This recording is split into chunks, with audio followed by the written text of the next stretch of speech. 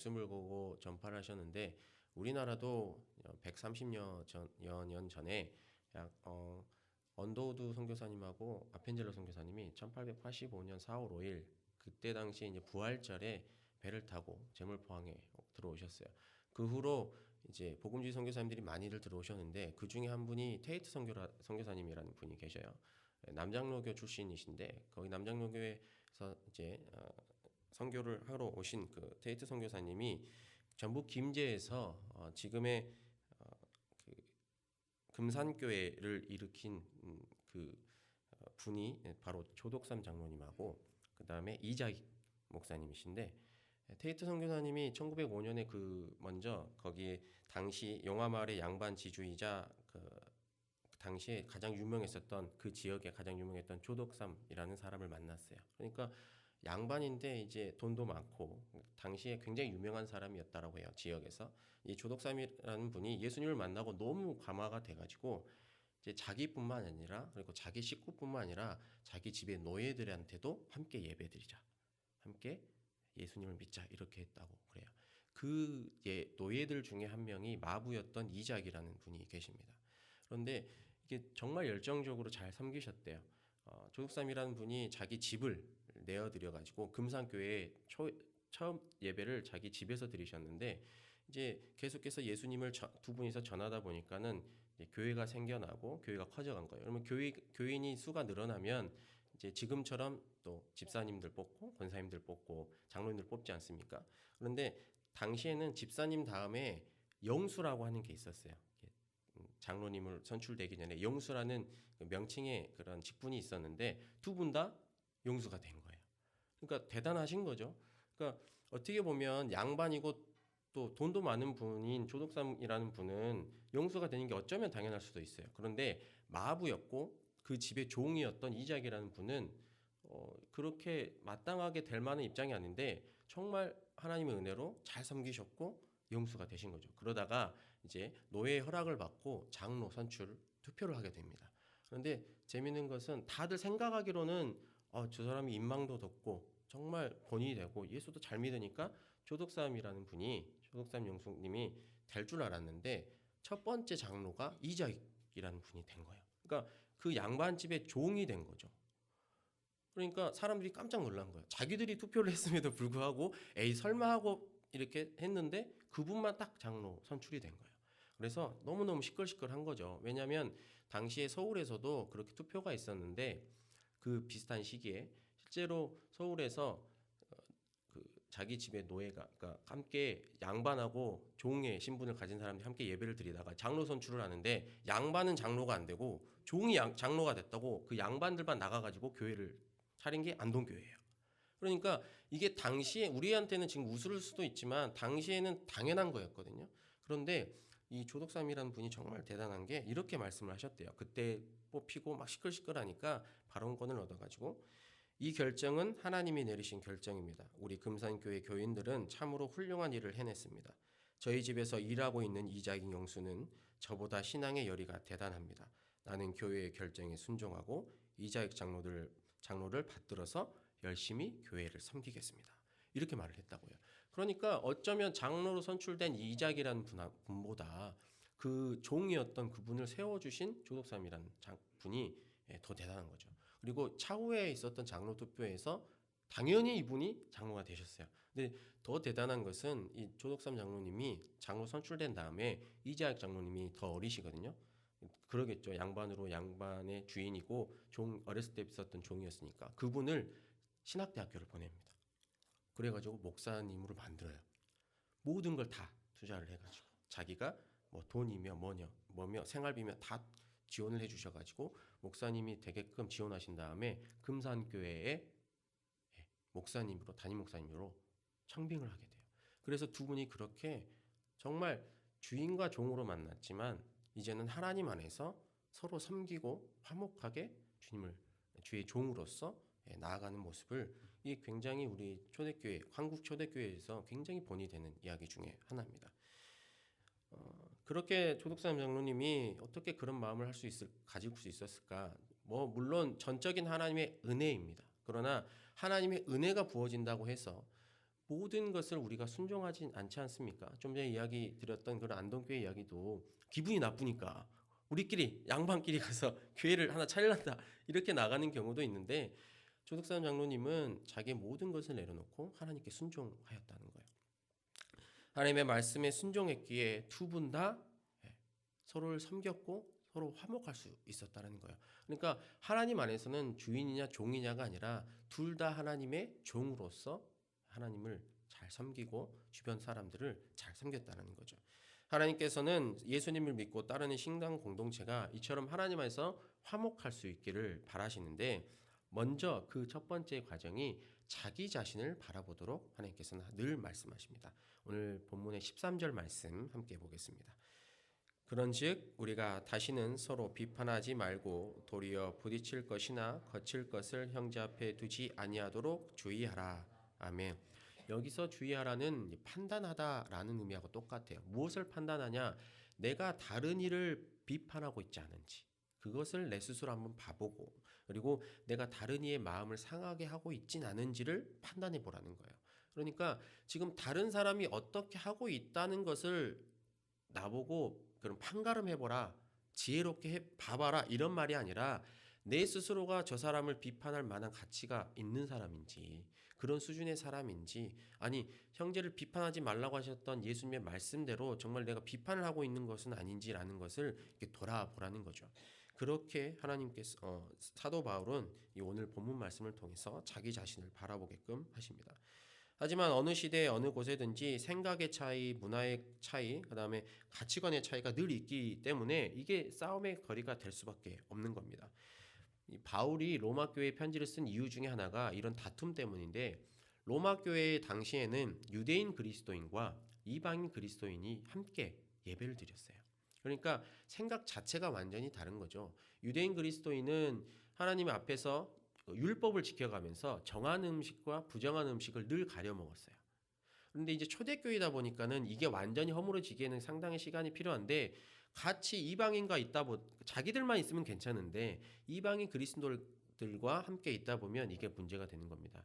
이제 좀 쉽게 표현을 하자면 유대인 그리스도인은 보수 쪽이고 이방인 그리스도인은 진보 쪽인 거예요. 먹는 거에 구애가 없어요. 뭐 제사 때 바쳤어도 갖다가 맛있으면 다 먹는 거고 유대인 그리스도인들은 그거는 아예 쳐다보지도 않고 온전한 음식 중에서도 부정한 것과 정한 것을 말씀을 따라서 늘 가렸다는 겁니다. 그런데 가리면 서로 존중해주면 이렇게 말을 안 할 텐데 서로 너는 그게 잘못이야. 너는 왜 그것도 못 먹니? 아니면 너는 부정하게 하나님이 먹지 말라는 걸 먹냐? 이렇게 다툼을 하니까 그게 이제 사도 바울의 귀에 들어가고 로마 교회에 편지를 쓴 겁니다. 환경이 다르기 때문에 당연히 예수님을 믿고서 이제 반응하는 것은 당연히 다를 수밖에 없는 거예요. 그 안에서 어떻게 화목할까라고 하는 것에 대해서 우리에게 일종의 숙제를 주신 건데 그런 과정들을 통해서 오히려 화목할 수 있다라는 것을 화목해야 된다라는 것을 그것이 필요하다는 것을 사도 바울은 이야기하고 있습니다.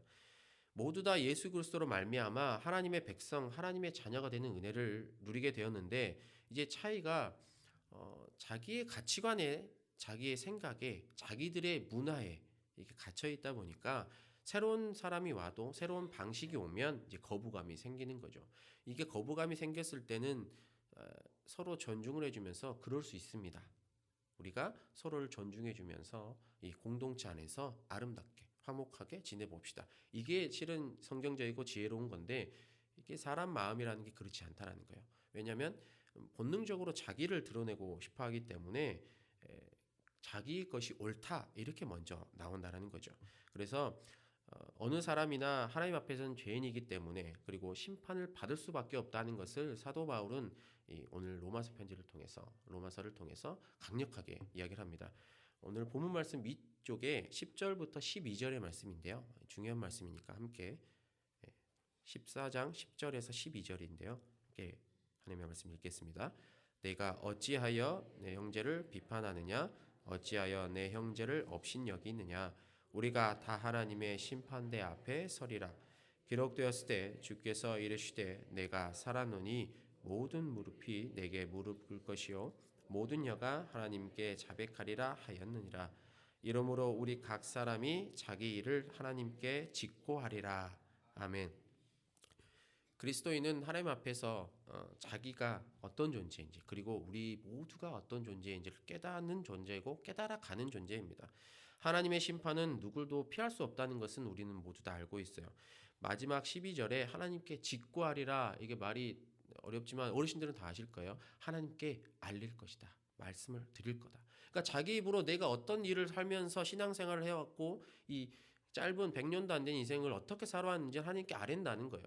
그러니까 내가 지금 사도 바울이 말하는 것은 내가 이 시간 동안에 신앙생활을 하고 신앙 공동체에서 있는데 우리의 형제를 비판하고 판단하고 그런 삶을 살아가면 하나님께 어떻게 그 말을 심판날에 말을 하면서 나를 구원해 주십시오, 나는 예수님의 말씀대로 살았습니다라고 말할 수 있겠느냐. 그러니까 우리가 지금 예수 그리스도를 믿기로 결단하고 그렇게 반응하는 상황에서 먼저 우리가 형제를 비판하지 아니하고 나 자신을 먼저 바라보고 나의 모습을 바꿔 나가야 된다, 이런 말을 하는 겁니다. 15절 말씀인데요, 함께 읽겠습니다. 만일 음식으로 말미암아 내 형제가 근심하게 되면 이는 내가 사랑으로 행하지 아니함이라. 그리스도께서 대신하여 죽으신 형제를 내 음식으로 망하게 하지 말라. 아멘. 예수님께서는 이미 음식의 정한 것과 부정한 것에 대한 경계를 허무셨습니다. 음식뿐만 아니라 그 어떤 것이라도 사람에게 들어가는 것이 중요한 것이 아니라 사람으로부터 나오는 것이 중요하다, 이렇게 말씀을 하신 거예요. 마태복음 15장 11절 말씀에 입으로 들어가는 것이 사람을 더럽게 하는 것이 아니라 입에서 나오는 것이 그 사람을 더럽게 하는 것이니라, 이렇게 말씀하셨습니다. 그리스도인은 우리의 겉모습이 아닌 하나님의 말씀으로 우리의 마음을 다스리는 사람이 되어야 됩니다. 우리 마음이 하나님 말씀 앞에 바로 서는 것이 중요한 이유는 하나님 말씀으로 말미암아 자기 자신이 하나님의 사람으로 변화될 뿐 아니라 우리 형제들과 함께 화목하는데 그 목적이 있고 그 능력이 있기 때문입니다. 나로 인해 형제가 근심하지 않도록 우리가 우리의 가치관이나 우리의 생각을 잠시 내려놓을 필요가 있는 거죠. 그분을, 상대방을 이해하고 그분이 어떤 생활을 살아왔고 어떻게 성장해 왔는지를 듣고 그분의 삶을 이해하는 것이 먼저라는 겁니다. 우리가 우리의 생각과 우리의 판단으로 하면 당연히 새 가족이 왔으면 이해가 안 되지 않습니까? 그리고 타 교회에서 여러 여건 때문에 혹은 이사 때문에 어떤 상황 때문에 오신다면 그분이 이해 안 된다는 게 당연한 겁니다. 우리가 마찬가지로 저희들도 반대로, 특히 사역자들도 똑같은 인간입니다. 목사라고 하는 타이틀을 달고 있다 하더라도 제가 부교육자로서 여기 있다가 다른 교회 가면 그 교회에 또 적응하는 기간이 필요한 거예요. 그러면 제가 제 함부로 제 기준으로 제 생각대로 말씀을 들이밀어서 저분들은 잘못됐어라고 말하는 게 옳은 행동이겠습니까? 아니요, 전혀 그렇지 않습니다. 그 교회의 역사가 어떻고 그분들의 신앙관이 어떻고 담임 목사님께서 어떻게 그 양들을 양육하셨는지를 하나씩 바라봐야 제 자신이 발전하는 것이고 내 신앙이 하나님 앞에서 올곧게 될 수 있는 겁니다. 평신도들도 똑같은 거예요. 교육자뿐만 아니라 직분자들, 일반 평신도분들도 똑같은 겁니다. 하나님께서 주신 사랑으로 형제를 사랑해야 되고 하나님께서 주신 말씀에 순종하도록 노력하는 것이 우리의 기본 생활입니다. 화목하게 하시는 하나님은 또한 그리스도인이 자기 자신을 바라보게 하실 뿐만 아니라 그로 인해 하나님과 사람들에게 인정받도록 하십니다. 17절과 18절의 말씀인데요, 함께 하나님의 말씀 읽겠습니다. 하나님의 나라는 먹는 것과 마시는 것이 아니요 오직 성령 안에 있는 의와 평강과 희락이라. 이로써 그리스도를 섬기는 자는 하나님을 기쁘시게 하며 사람에게도 칭찬을 받느니라. 아멘. 하나님의 자녀된 우리 그리스도인들은 이 세상이 아닌 하나님의 나라를 소망하며 살아간다고 이렇게 우리는 들어왔고 또 그렇게 소망을 하며 살아갑니다. 오늘 17절 말씀에 오직 성령 안에 있는 의와 평강과 희락이 하나님의 나라라, 이렇게 사도 바울은 말하고 있습니다. 그러니까 성령님을 통해서 우리가 그 안에서 하나님의 정의와 하나님의 평화와 하나님의 기쁨을 누리고 있어야 하나님의 나라가 온전하게 될 수 있는데 우리가 신앙 공동체 안에서 이러한 것들이 무시되어 버리고 내 기준으로 되어 살아간다면 당연히 하나님의 평화, 정의, 기쁨은 있을 수가 없는 겁니다. 마냥 좋을 때는 다 좋은 거죠. 어느 곳에 있든지 마냥 좋을 때는 하나님과 상관없이 기쁠 수 있습니다. 그러나 정말 우리가 말씀 가운데 바로 서고 그리고 힘든 가운데에서 우리가 서로를 인정해주고 위로해주고 과연 우리가 화목할 수 있느냐는 우리가 말씀 가운데 바로 서지 않으면 불가능하다는 거예요.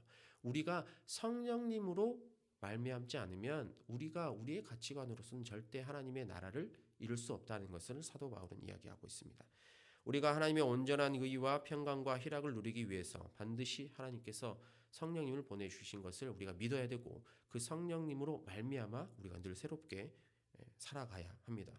자신의 것을 내버리고 성령님께서 주시는 것으로 가득 차게 되면 하나님께서 기뻐하시는 자녀 또한 사람들에게 칭찬받는 하나님의 백성이 될 줄로 믿습니다.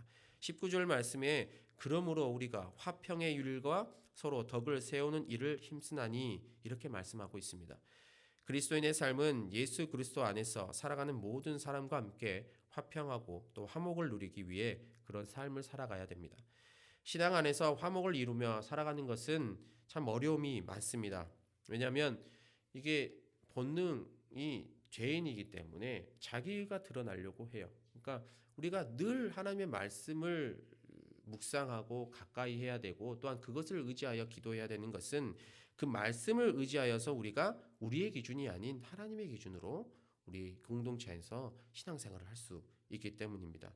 그리스도인이라면 비록 그것이 내 생각과는 다르게 느껴지고 그리고 뭔가 좀 더디게 되고 일이 늦게 된다고 할지라도 반드시 하나님의 뜻이 임하실 거라 믿고 그 뜻을 기다리면서 하나님의 때를 기다리면서 기도하며 천천히 한 발 한 발 화목한 모습을 보이고 그 주님의 뜻 안에서 순종하는 것이 필요합니다. 성도님들 남아프리카 공화국이라는 나라 아시죠? 짧게 줄여 남아공이라고 하는데 남아공이라는 나라는 아프리카 잘 아시겠지만 예전에 이제 수백 년 전에 백인들에게 아프리카 전역이 다 침략을 당하지 않았습니까? 그 중에 하나로도 이제 남아프리카 공화국인데 지금은 나라가 많이 좋아져 가지고 백인하고 흑인이 정말 사이좋게 잘 지낸대요. 그리고 언어도 이제 영어로 공통어로 쓰고요. 정말 잘 지내는데 그런데 이 수백 년간 핍박을 받아왔고 노예로 살아왔기 때문에 그 흑인 분들의 그 DNA라고 할까요? 유전적으로 그런 습성이 남아있대요. 그러니까 참 안타깝죠. 이미 현대 사회에서 자유롭게 살 것을 누리고 있어야 되는데 지금도 문화적으로 그런 것들이 남아있고 자기 그런 선조 때부터 오는 것들이 남아있어서 참 복음을 받아들이는데도 어렵다고 합니다. 지금 남아공에도 제가 아는 한 선교사님이 계신데 그분이 이제 못 사는 곳에 가서 흑인들 중심지 말고 그 중에서도 못 사는 곳에 가서 이렇게 복음을 전하시는데 하루는 이렇게 복음 사역을 하던 중에 예수님을 믿는 한 백인 여성과 만나서 벤치에 앉아서 이야기를 하셨다 그래요. 근데 여러 이야기를 하다가 이제 예수님 믿는다고 하니까 이제 좀 여기선 쉽게 보지 못하지 않습니까? 앞에는 흑인이 있고 벤치에는 한국 사람하고 백인이 같이 영어로 이야기를 하는데 그렇게 이야기를 하는 중에 백인 분이 흑인을 가리키면서 이런 이야기를 했다 그래요. 저들은 오랫동안 노예로 살았기에 변화되지 않아요. 이렇게 얘기를 했다. 그랬더니 선교사님이 보통 제가 잘 아는 분인데 진짜 화를 안 내시거든요. 제가 수십 년간 봤는데 화를 낸 거를 거의 못 봤어요. 근데 너무 그분이 우라가 치밀어가지고 화가 나셔서 이렇게 말씀하셨대요. 변화되지 않는다면 우리가 왜 필요합니까? 이렇게 강력하게 이야기를 하셨다는 거예요. 그러니까 이 백인 여성분도 예수님을 믿고 자기가 믿는다, 그리스도인이다, 구원을 받는다 이렇게 하시는 분인데 자신의 선조들 때문에 핍박을 받았고 노예 생활을 수세기 동안 했었던 그 흑인들을 보면서 미안한 마음이 없는 거예요. 그리고 그리스도인이라면 마땅히 그들에게 미안한 마음을 가지고 우리 선조가 이런 잘못했는데 지금 예수 그리스도께서 오셔서 우리가 하나된 몸으로 하나님을 섬기고 구원받을 수 있습니다. 이렇게 말해야 정상 아닙니까?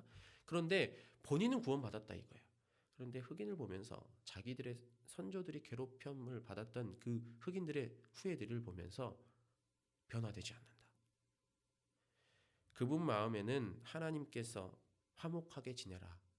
화평해야 된다. 하나님의 나라는 정의와 화평과 기쁨이다. 이것을 말씀하셨던 것이 마음속에 없었던 거예요.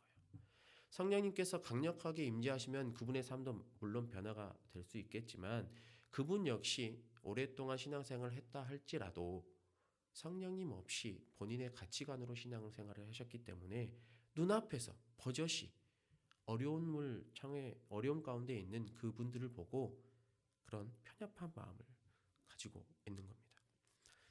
그렇다면 지금 우리의 모습은 어떨까 한번 생각해 보시기 바랍니다. 우리의 삶을 살아오면서 내가 해왔던 방식, 누려왔던 생활 양식, 신앙생활 방법 등 여러 가지 것들이 있죠. 각자 여쭤보면 다 다르셔요. 정말 다 다르시죠. 같은 교회에서 수십 년간 같이 살아오셔도 어떤 살아왔던 신앙의 그런 모습들은 비슷한데 각자가 또 다르시거든요.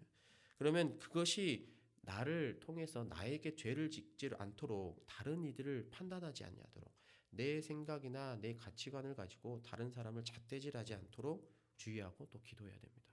이게 굉장히 중요한 거예요. 그러니까 사도 바울이 성령님이 성령으로 오직 성령 안에 있는 의와 평강과 희락이다. 하나님의 나라는 이렇게 말하지 않습니까?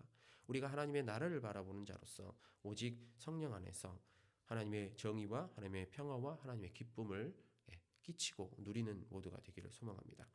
마지막으로 21절에서 23절의 말씀인데요. 함께 하나님의 말씀 읽겠습니다.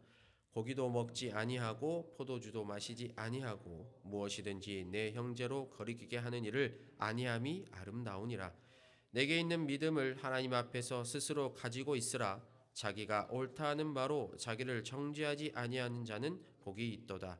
의심하고 먹는 자는 정죄되었나니 이는 믿음을 따라 하지 아니하였기 때문이라. 믿음을 따라 하지 아니하는 것은 다 죄니라. 아멘. 네, 우리 모두는 예수 그리스도를 믿음으로 말미암아 모든 것에서 자유롭게 된 존재들입니다. 각자가 하나님의 자녀로 구원을 받았기 때문에 각자의 언행이나 가치관으로 인해서 다른 이들이 거리낌을 받는다면 그것은 정말 우리가 조심해야 됩니다.